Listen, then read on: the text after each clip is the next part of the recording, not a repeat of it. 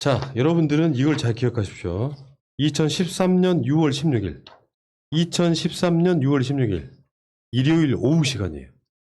2013년 6월 16일은 정경심 교수가 방배동에서 그 PC를 갖고 표창장을 위조했다라고 하는 특정한 시각입니다.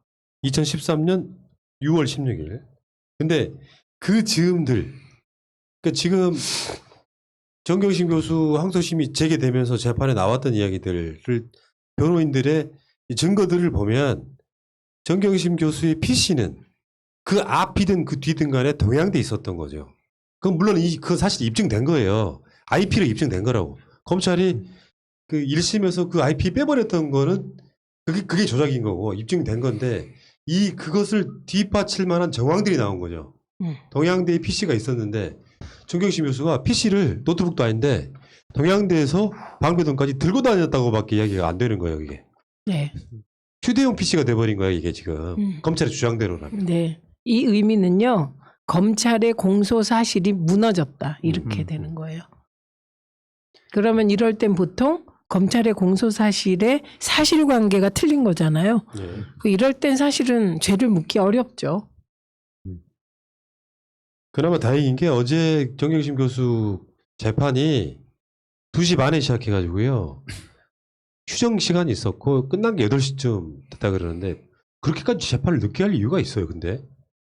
그러니까 이게 결정적으로 제가 지난번에 포렌식을 중립적으로 할 수 있는 기관이 필요하다고 말씀드렸잖아요.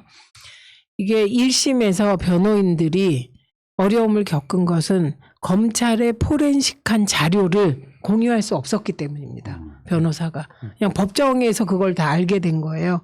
이게 편파 재판이죠.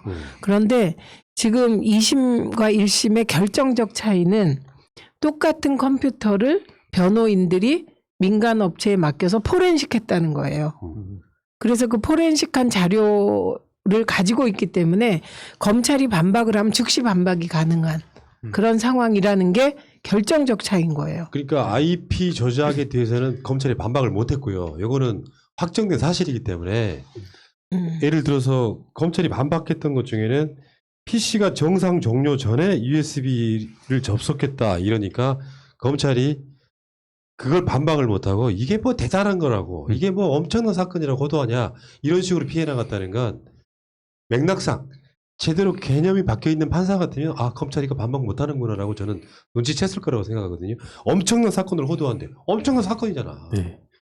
이게 실제로 약간 그런 거랑 비슷하다 생각했어요. 뭐냐면 자기네들 스스로 뭔가 이거 약을 치는 경우가 있거든요. 예를 들어서 일베 성향의 어떤 콘텐츠가 있다. 그러면 일베에서 뭐라 그러냐면 막 그런 얘기를 해놓고 왜 뭐 이것도 설마 일베라고 할 거냐? 막 이런 식으로 지가 먼저 이렇게 얘기를 하는 경우가 있어요. 그러면 보는 사람 입장에선 아 이거 내가 좀 오버하는 건가? 이렇게 생각하게끔 만드는 것 같은데 검찰에서 이것도 먼저 약쳐가지고 엄청난 사건으로 호도하고 있네 이러면 사람들은 아 이게 좀 이런 얘기를 하는 사람들은 되게 오버하는 건가? 이렇게 생각하게끔 만들려고 이런 얘기를 한 것 같은데 저는 이걸 그대로 싣는 언론에 대해서 또 비판 안 할 수가 없고 그렇게 뻔뻔하게 그 증거 조작이라든지 이런 얘기를 듣고 있는데도 이걸 마치 막 엄청나게 막 침소봉대하는 것처럼 취급하는 검찰은 진짜 양심 없다 이 생각이 안 들었습니다. 그게 검찰이 자기 스스로 1심까지의 자기 스스로의 행태를 그대로 반박한 건데요.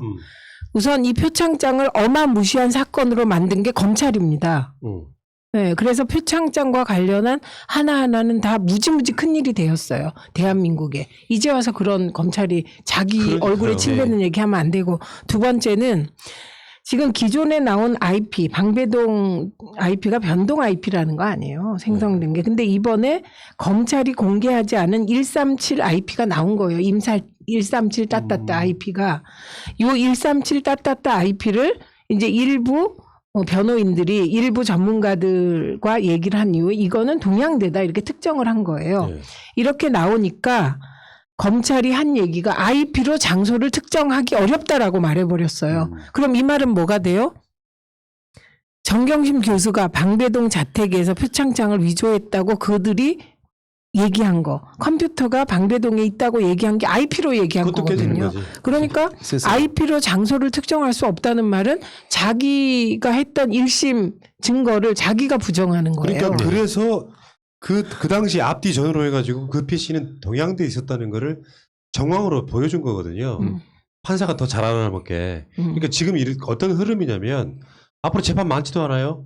서너 번 하면 끝이에요. 8월에 네. 선고예요. 근데 이런 상황에서 표창장 위조 건에 대해서는 저는 증거 능력이 일단 없다고 봐요. 증거 법정주의에 입각했을 때 이건 증거로 쓸 수 없는 거죠. 제대로 된 판결이라면 1심에 그렇게 나왔어야 되는 거고 나머지 이제 남아있는 게 허위 스펙이라고 해서 7개 뭐 어떤 학교에 뭐 넣었던 이런 것들은 재판의 쟁점은 뭐가 됐냐면 이런 것들로 처벌할 수 있느냐가 변호인들의 주장인 거예요. 너무 과장됐다는 거지. 왜냐하면 이게 대한민국에서 정경심 교수만 그렇게 했다면 문제인데 봉사활동이네 그게 인턴이든 그러니까 그런 얘기 또 나오잖아요. 봉사활동을 인턴이라고 한 것 자체를 갖고 그 당시엔 그렇게 불렀는데 이건 인턴도 아닐 뿐더러 시간을 못 채웠으므로 다 허위스펙이다. 지금 1심을 어렴풋이 알고 있는 사람들은 그렇게 생각할 가능성이 높죠. 첫째, 체험학습을 인턴으로 한 게 큰 문제냐. 이게 큰 문제가 될 때가 있고 아닐 때가 있어요. 대학생 인턴과 대학생 체험학습이라면 이건 체험학습과 인턴이 달라요. 그런데 제가 이거를 물어봤어요. 고등학생들한테. 고등학생들에게 체험활동과 인턴은 어떤 차이가 있니? 고등학생은 없다는 거예요. 그래서 사실 고등학생의 인턴이라는 게 의미가 없잖아요. 고등학생은. 그게 다 체험학습이지. 대학생은 자기가 수업을 선택해서 듣지만 고등학생은 체험학습 활동을 하기 위해서 교육 과정상 허용된 시간에 하는 거거든요. 그게. 그렇기 때문에 체험학습이 오히려 더 뭐랄까 공식적인 것일 수 있다. 이렇게 얘기를 하더라고요. 그러니까 그래서 변호사가 체험활동이라는 표현을 인턴이라고 표현을 바꾼 게 뭐가 그렇게 큰일이냐 이런 얘기를 하게 된 근데 거예요. 언론이 이제 교묘한 게 그 재판이 끝나고 나서 그걸 위주로 보도하는 증거 조작에 대해서는 이런 방금 말 한마디 안 하고 마치 정경심 교수 측이 뻔뻔하게도 그런 이야기로 뭐 봐달라고 했다는 뉘앙스로 보도를 합니다. 와 진짜 그 기레기들은 할 말을 잃게 만들더라고요. 우선 몰라요. 저는 이 IP와 관련된 논란을 정확히 쫓아가면서 이해했을까? 기자들이? 이거부터 의문을 갖습니다. 저도 이 문제를 그 자료를 보고 몰라서 사실은 우리 이주영 실장이 이걸 잘 알아서 내는 이 자료를 대신 읽고 독해시켜달라고 해서 독해한 거예요. 제가. 그렇게 그걸 이렇게 독해하기가 힘들더라고, 자료를. 그 다음에 그러고 나서 이해를 한 다음 고일석 기자에게 질문을 한 거예요. 계속. 그래서 쉽게 정리가 된 거죠. 결론상.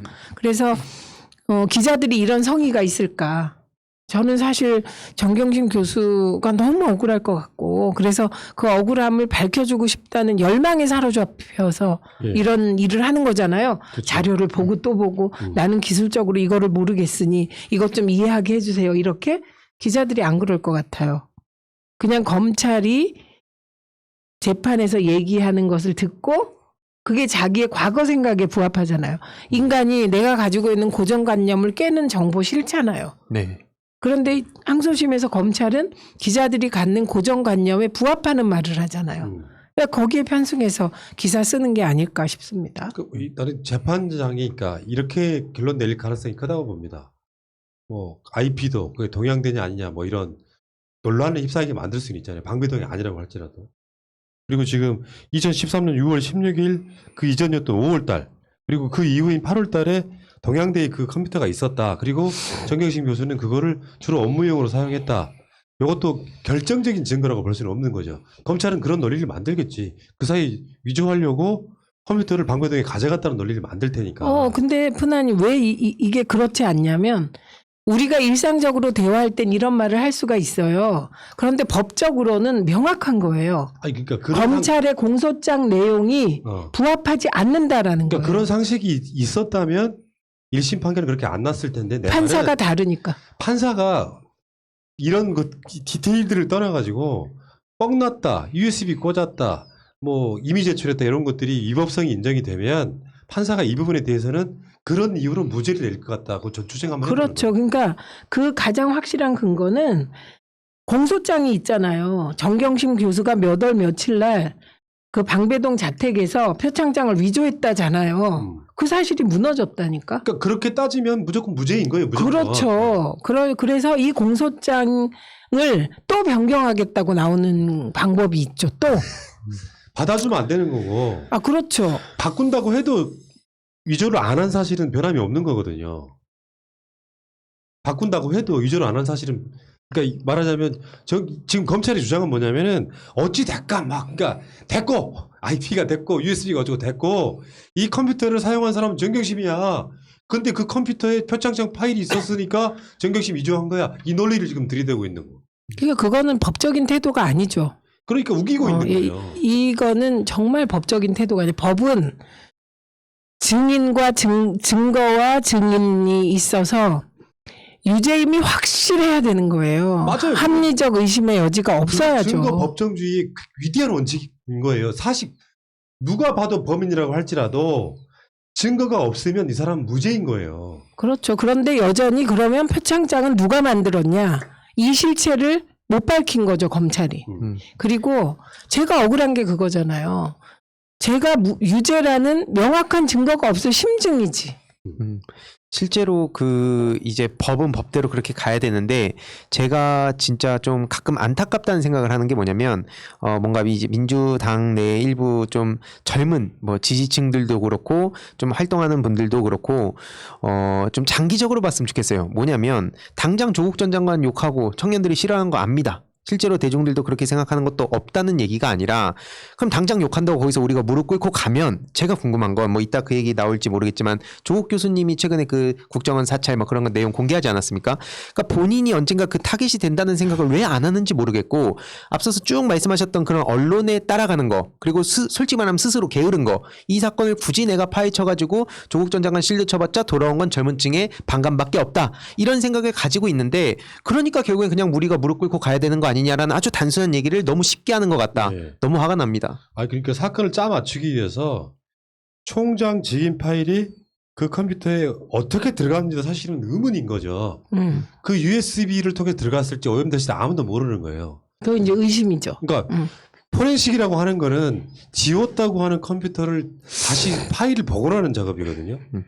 그게 포렌식이 대표적인 건데 거기에는 완성된 표창장 파일도 없었고요. 그 파일을 출력했다는 기록도 없어요. 이걸 어떻게 유죄를 줄 수가 있습니까? 최소한 표창장 파일 위조에 대해서는 이 정도 되면 무조건 100% 무죄일 수밖에 없는 거죠. 그러면 표창장이 가장 중요한 사건의 핵심 키였다면 언론은 표창장 증거 위조됐다라고 하는 변호인의 주장을 크게 실어야죠. 그게 헤드라인 돼야 된다고. 근데 이거를 무참히 쌩까버리는 거예요. 무시한다고. 그래놓고 정경심 교수가 그 다음에 나오는 정경심 측 대입 업무방해 범죄와 여부 고민해야 할 타이밍 이거를 타이틀로 걸면서 굉장히 뻔뻔한 사람으로 몰아가 버리는 거예요. 이건 우리가 영화나 드라마나 소설을 보면 잘못을 했어요. 어떤 사람이. 근데 그 초기에 그 잘못을 그냥 확 인정하면 끝나는데 그 잘못을 덮기에 또 거짓말을 하고 또 거짓말을 하고 탑이 쌓이면 결국은 그냥 그게 태도가 돼버리잖아요. 지금 저는 사실 언론이 그런 태도에 빠졌다고 생각합니다. 그래서 팩트를 보려고 하지 않고 심증을 보는 거예요. 이거는 그래서 제가 언론이 아니다. 기자가 아니다 당신들은. 그렇게 얘기하는 거예요. 그러니까 정경심 교수는 표창장을 위조해야만 되는 사람. 이 되어버린 거죠. 네. 그래서 팩트랑 아무 상관없이 표창장을 위조한 파렴치한 사람으로 몰아가야 되는 이 구조를 최소한 검찰이 그러고 있으면 언론이 잘못됐다. 이것은 분명히 현대에 있어서의 증거 법정주의 같은 것에 대한 위반이더라고 비판을 해야 되는데 한편 먹고 지금 저지를 하고 있는 게 이번 재판의 보도 행태에서 그대로 드러나더라. 제가 한겨레 상황에 대해서 한겨레 주니어들이 시니어가 법무부 차관의 음주운전 사건에 대한 잘못된 정보를 가지고 기사를 썼다고 비난했잖아요. 최소한 한겨레의 시니어들은 자기들이 쓴 기사가 정확한 팩트에 기초하지 않았다는 거 인정하고 공개적으로 사과했어요. 한겨레 시니어들은. 그 정도 양심은 있어요. 그런데 주니어들은 뭡니까? 그 잘못된 기사들 하나도 인정 안 하잖아요. 그러니까 저는 이게 왜 대한민국 기자들이 팩트에 기초해서 뭔가 판단하려고 하지 않고 검찰이 불러주는 사실을 기초로 기사를 쓰려고 하게 됐는지 정말 이런 부분은 이거 어떻게 해야 될지 네. 정말 끔찍한 상황입니다. 지금. 이게 뭐 이 얘기만 있는 건 아니겠지만 그 중에 하나 좀 굉장히 중요한 문제 중에 하나가 뭐냐면 저는 혐오의 상품화라고 생각하거든요. 그러니까 이 정서적으로 지금 마음에 안 드는 대상, 예를 들어서 뭐 조국 전 장관에서 벗어나서 뭐 중국으로 칠게요. 중국에 대한 어떤 가짜 뉴스가 만약에 있어요. 팩트 체크를 합니다. 이거 잘못된 건데 하면 무슨 얘기가 나오냐면 어쨌든 중국 지금 불만인 거 맞잖아. 열받게 하는 거 맞잖아. 근데 왜 네가 그렇게 와가지고 선비질이야? 이런 정서가 엄청나게 퍼져 있기 때문에 거기에 조국 전 장관님 지금 똑같다고 보거든요. 어쨌든 조국 일가가 그렇게 정서적으로 우리한테 청년들 박탈감 준 거 있잖아. 그러니까 예를 들어서 조국 장관님이 막 수차례 사과를 했음에도 불구하고 그냥 이미 이들한테는 낙인을 찍혀버린. 그러니까 그거를 민주 진영에서, 그러니까 언론에 네. 저 진짜 바라지 않더라도 민주 진영에선 같이 목소리 내야 된다 생각합니다. 그 얘기 이따가 조금만 더 제가 해볼게요. 이 재판에 대해서 뭐 동양대 보조연구원 경력, 서울대 공익인권법센터 인턴, 키스트 인턴, 공주대 인턴, 단국대 인턴, 부산호텔 인턴, 이게 이제 소위 말하면 7대 허위 스펙이라고 해서 요걸 조작했다 해서 요거하고 표창장하고 합쳐서 입시비리라고 이게 통칭했던 이 부분인데, 여기에 대해서 이제 변호인 측의 주장은 딱 그거예요. 우리가 다 알고 있는 것처럼 전체적으로 과장은 있을 수 있어도 허위라고 단정할 수는 없다. 근데 1심 재판부는 그걸 모든 걸 허위로 보면서, 쉽게 표현하면 검찰이 그런 주장을 했잖아요. 전부 다 꾸며낸 거다. 그러니까 여기서 딱 한 가지 사실로도 이게 무너져요. 공주대가 2번이나 회의를 했어요. 그래서 조민을, 그 공주대 인턴을 조민이 했다는 것, 그리고 그 인턴 확인서를 떼어준 게 문제 없다는 걸 공주대가 2번이나 확인을 해줍니다. 그걸 안 받는 거예요. 판사가, 검찰이. 그리고 그전에는 어떻게 했는지 아세요? 공주대가 그런 결정을 하기 전에는, 그 결정이 안 나왔을 때는 공주대가 결정을 할 거라고 생각하고, 자기들 생각대로 검찰이나 언론이 그렇게 생각하고, 그게 나올 때까지는 이게 뭐 판단 안 하겠다 이렇게 나온 거예요. 근데 정작 판단이 문제가 없다, 인턴 활동했다 이렇게 나오니까, 논문에도 문제 없다 이렇게 나오니까 그때는 허위라고 하는 거예요. 그러니까 이게 그거는 학교가 확인해 준 걸 왜 허위라고 합니까? 당시 검찰이 뭐라고 주장을 했냐면, 조민은 아무것도 하지 않았다였어요.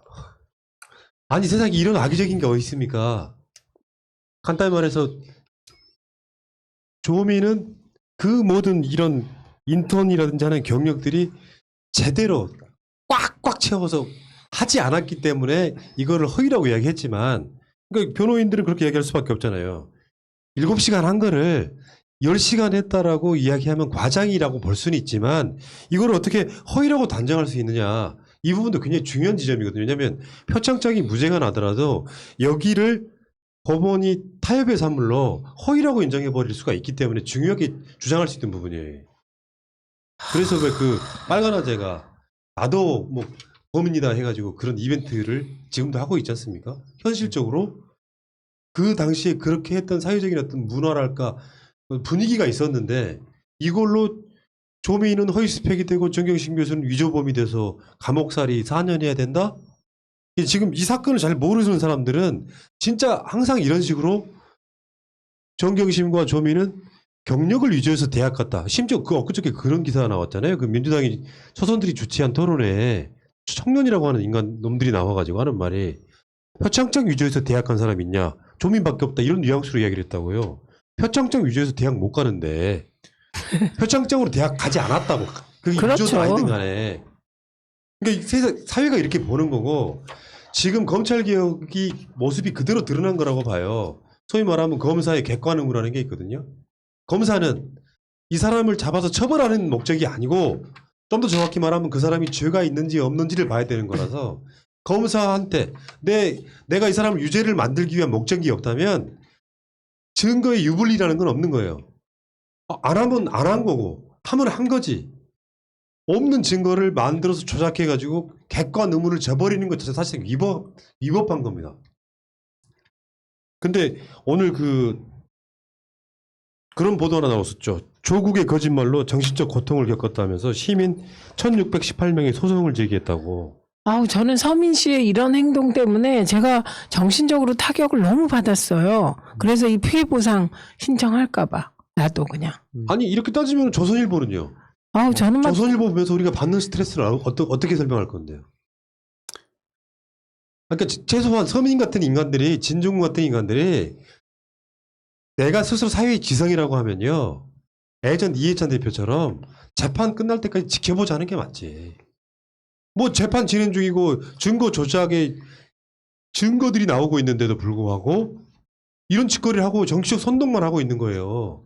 조국 때문에 정치적 고통을 받았기 때문에 이건 뭐 100% 기가 까미겠지만 조국이 거짓말해서 내가 스트레스를 받았기 때문에 이 사람한테 소송을 건다는 게 이게 말이 됩니까?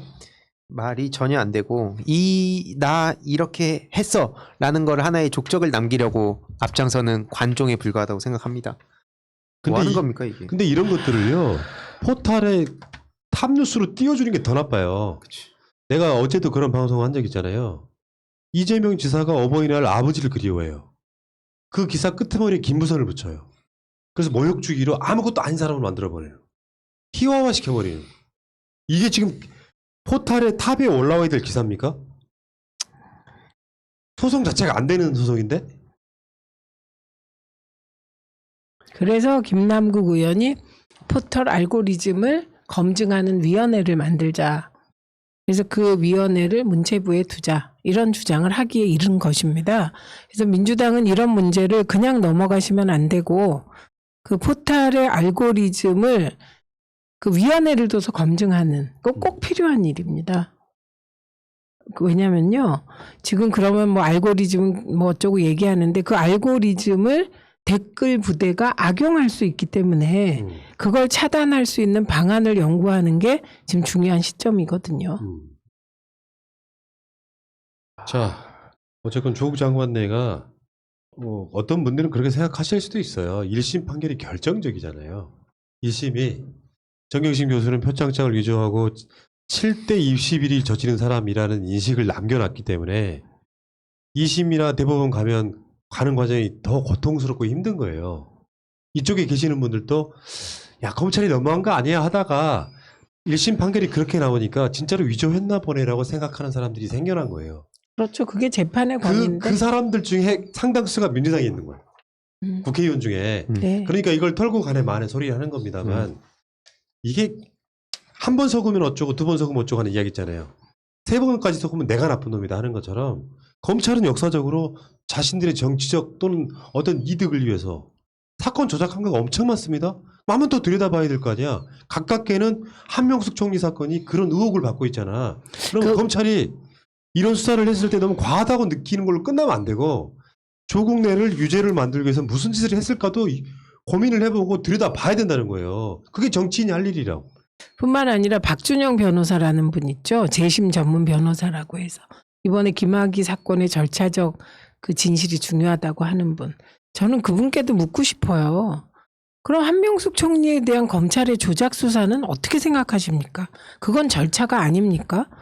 그러니까 저는 그런 문제 제기하는 분들이 자기가 꽂힌 거 하나만 막 문제 제기해요. 그리고 김학의가 범죄자라는 것과 절차는 별개다 이렇게 얘기를 해요. 그럼 우리는 한 총리가 범죄자라고 인정하지도 않지만 그럼 한 총리가 형을 받은 것과 그 수사 과정의 절차적 문제는 또 당신이 말한 대로 똑같지 않냐. 그런데 왜 그대들은 김학의 사건 절차 문제는 문제 제기하고 한명숙 총리 문제 제기는 안 하냐. 좀 뭔가 잣대가 동일하면 안 되겠냐. 이렇게 얘기를 하게 되죠. 그 조국 장관내는 역사상 굉장히 기록으로 남을 이 검찰 권력의 피해자일 가능성이 더 커지고 있는 거거든요. 우리가 생각해왔던 그게 그대로 현상적으로 보여지고 있는 거예요. 이게 들통이 나면 검찰 권력은 존립 자체를 위협받게 될 가능성이 높아요. 그러니까 공범이었던 언론들이 그 진실이 밖으로 드러나는 게 두려워서라도 재판을 일부러 외면하고 그런 방향으로 갈 가능성이 높고 보도를 하더라도 진짜 핵심 포인트가 아닌 것 같고 정경심 교수를 약간 파렴치한 사람으로 모으려고 하는 헤드라인을 만들어내요. 그게 메시지 강남에 빌딩 갖고 싶다. 그게 다 그런 전략이에요. 저도 너무 우라통 터져서 진짜 꼭 얘기하고 싶은 게 뭐냐면 언론 논조에 너무 끌려다니는 게 진짜 불만인 것 중에 하나가 뭐냐면 이런 지금 검찰개혁의 중요성을 계속 얘기하는 지지자들 전부 싸잡아서 언론에서 강성 막 친문 지지자 막 이런 식으로 표현하지 않습니까?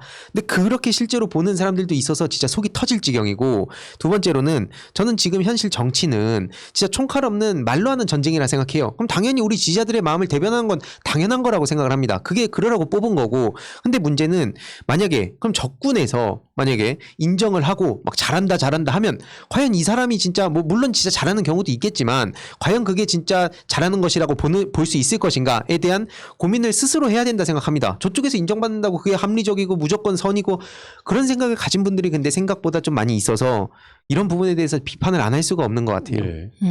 그 윤석열의 이 수사가 조국 장관내만 했던 게 아니라 뭐 하명 수사 그래가지고 선거에 영향을 미칠 목적을 갖고 청와대가 하명해서 뭐가 이루어졌다라고 하는 뭐 이런 부분들을 이제 거기에 황운하 의원이 등장하고 황운하가 청와대에 하명을 받아서 김기현 사건을 수사했다 이걸 이제 죄를 만들어 가지고 재판을 굉장히 오랜만에 재개를 했는데 전체적인 얼개를 보면요 어처구니가 없을 것 같아요. 황운하 의원 입장에선 더 할걸요. 왜냐하면 이게 울산 고래고기 환부 사건으로부터 비롯되었을 뿐만 아니라 일부 비리 첩보 김기현 전 의원 형제에 관한 비리 첩보로 시작된 거기 때문에 이게 시점도 안 맞아요. 황운하 청장과의 시점도. 그래서 어처구니 없을 것 같은데 황운하 의원은 이게 지금 그럴 것 원래는 같아요. 공직선거법상 공소시효를 지나서 6개월이잖아요. 네, 6개월 지나면 그거 없어져요. 없어지는데 지나서 이거를 재판에 넘겼어요 검찰이. 그러니까 이게 정치적 수사라고 하는 거거든요. 근데 그게 법적으로 어떻게 가능했는지 모르겠어요. 다른 제목을 걸면 되죠. 선거법이 아니라 다른 제목을 걸면 되는 거죠. 그래도 선거법과는 무관하죠. 그래서 이게 하명수 사건이 된 거군요. 어거지 하명수 사건. 아무튼 지금 이렇게 해서 거기에 나와 있는 모든 이제 피고인들이 말도 안 되는 수사 하지 마라 지금 이런 식으로 지금 이야기하고 있는데 모르겠어요. 이 방송을 처음 보시는 분들은 뭐 이런 놈들이 다 있냐 가끔씩 댓글 달고 이렇게 후쿠시마로 가시는 분들이 있긴 한데 현실이 이렇단 말이에요. 이건 진영을 떠나서 검찰한테 미포이면 얼만큼 괴로워지는지 조국 장관네처럼 얼만큼 가족 자체가 도륙돼 버리는지에 대한 심각성은 같이 인식을 해야 난 민주시민이라고 생각해요. 이게 뭐 조국 장관이 갖는 상징성이 분명히 있었잖아요. 문재인 정부의 상징과도 같은 인물이었기 때문에 조국만 흠집내면 문재인 정부의 어떤 정당성이 무너지는 것 같은 그런 목적이 분명히 있었을 것이고, 그리고 조국 장관네가 그렇게 뭔가 파렴치한 사람인 것처럼 보여야만 이득을 갖게 되는 세력은 대표적으로 검찰일 거고 국민의힘도 마찬가지일 거고 이 구조가 분명히 있기 때문에 우리는 조국 장관네 사건을 저는 재판의 판결이 아니라 진상규명이라고 보는 거거든요. 이 사건 자체 큰 얼개로 보면 진상규명이 필요한데 거기에 결정적 증거들이 나오고 있다. 숨길 수 없는 거죠 사실. 그것도 그렇고 이 울산시장 선거 어거지 개입 사건은 그 송 시장이 아주 정확하게 잘 프레임을 규정했어요. 소수의 정치 검찰이 억지로 끼워 맞춘 삼류 정치 기소다. 진짜 잘했어요. 네. 규정을. 알겠습니다. 자, 어쨌건 조국 장관의 재판은 이렇고요. 저는 100% 무죄까지는 기대하지 않지만 핵심은 거의 대부분 무죄가 나지 않을까 조심스럽게 기대를 한번 해봅니다.